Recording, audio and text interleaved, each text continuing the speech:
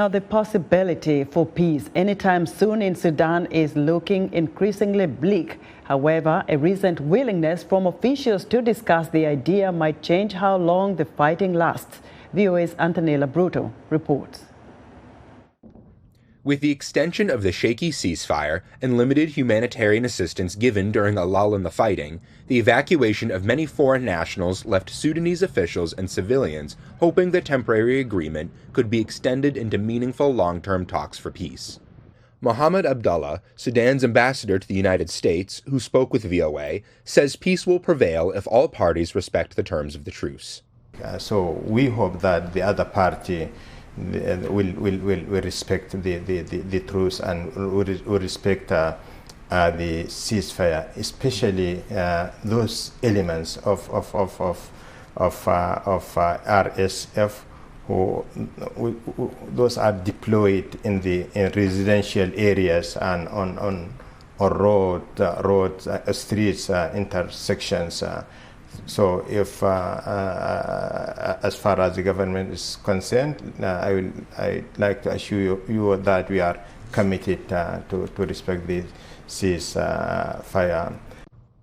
Ambassador Abdullah expressed confidence in the mediation efforts initiated by the African Union and the Intergovernmental Authority on Development. The heads of Sudan, Djibouti, and Kenya are spearheading the negotiations for lasting peace.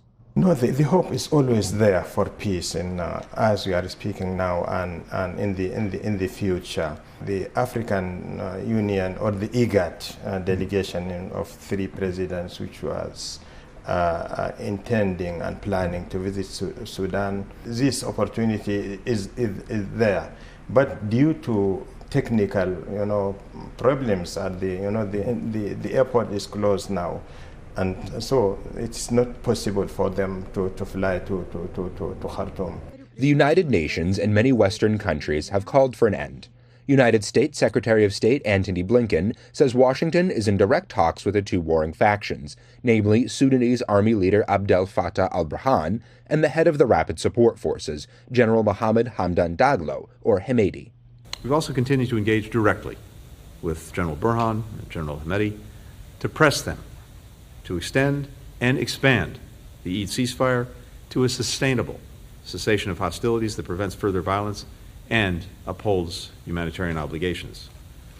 The Sudanese people are not giving up on their aspirations for a secure, free, and democratic future. Neither will we. Former Sudanese ambassador to the U.S., Narel Sati, who also spoke with VOA, also hopes the temporary truce will lead to permanent peace and pave the way to a democratically elected government. He, however, blames the Sudanese armed forces for failing to address the expansion of the Rapid Support Forces. It was their own making. They are the ones that created the RSF until 10 days, 11 days ago. They were their partners, and they allowed them to come to Khartoum. They allowed them to amass forces.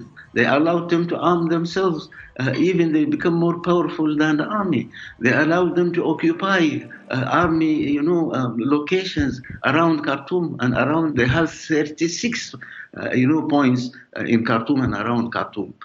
Ambassador Abdullah agrees that the conflict could have been avoided, but says going forward, the government is committed to lasting peace. The government, the chairman of the Supremacy Council, have reiterated it once and more and many times that the government is committed to resume the political process if this crisis is solved, and the political process should also lead to a civilian-led government that could lead a transitional period. Anthony LaBruto, VOA News, Washington.